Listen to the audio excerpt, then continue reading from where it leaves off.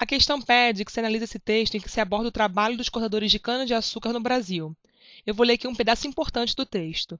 Trabalham, no mínimo, 12 horas por dia, numa jornada que tem pelo menos 6 horas de exposição ao sol. São encontrados, o fim do dia, nos postos de saúde tomando soro na veia.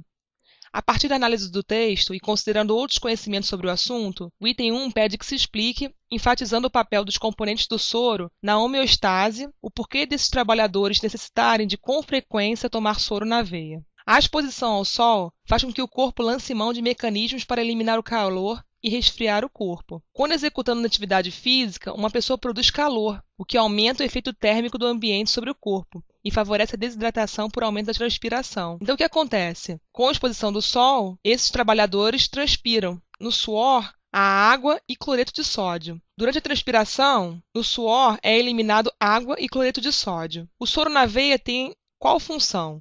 De repor essa água e cloreto de sódio. Então, explique, enfatizando o papel dos componentes do soro na homeostase, o porquê que eles devem tomar soro na veia. O soro tem como componentes a água e sais minerais, como o cloreto de sódio, que repõe o que foi perdido pelo suor, mantendo a homeostase, ou seja, o equilíbrio hídrico e salino do corpo. O item 2 pede que identifique um órgão envolvido no distúrbio que costuma acometer esses trabalhadores e que implica o tipo de atendimento médico mencionado. Justifique a sua resposta. Vou ler aqui um trecho da questão. São encontrados o fim do dia nos postos de saúde tomando soro na veia.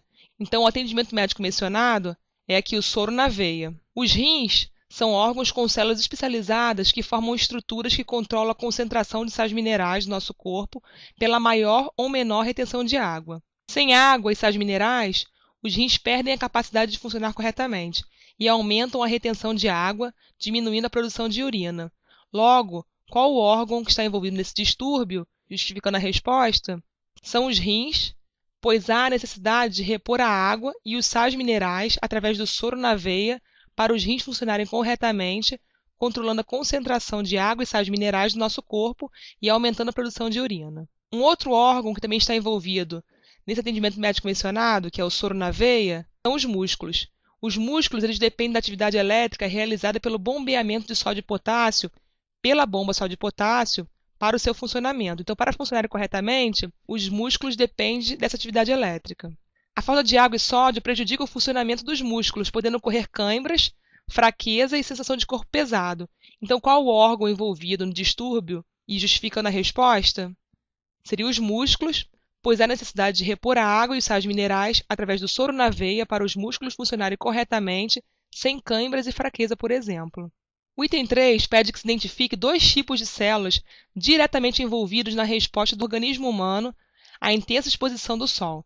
Justifique sua resposta. O melanócito é uma célula presente na camada basal da epiderme que aumenta a produção de melanina diante da intensa exposição à radiação.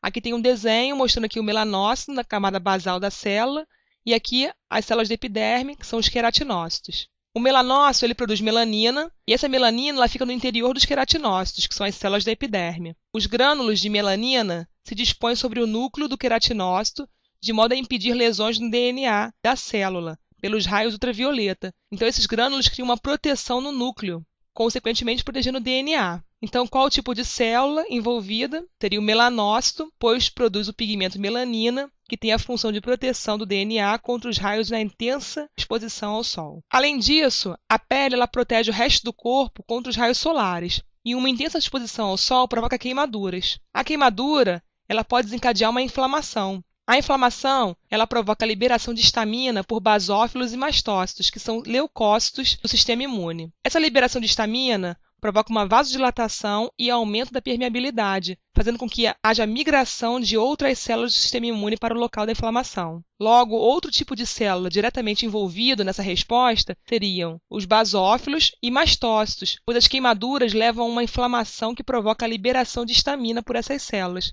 E a histamina provoca vasodilatação e aumento da permeabilidade, facilitando a migração de outras células do sistema imune para o local de inflamação. Questão encerrada.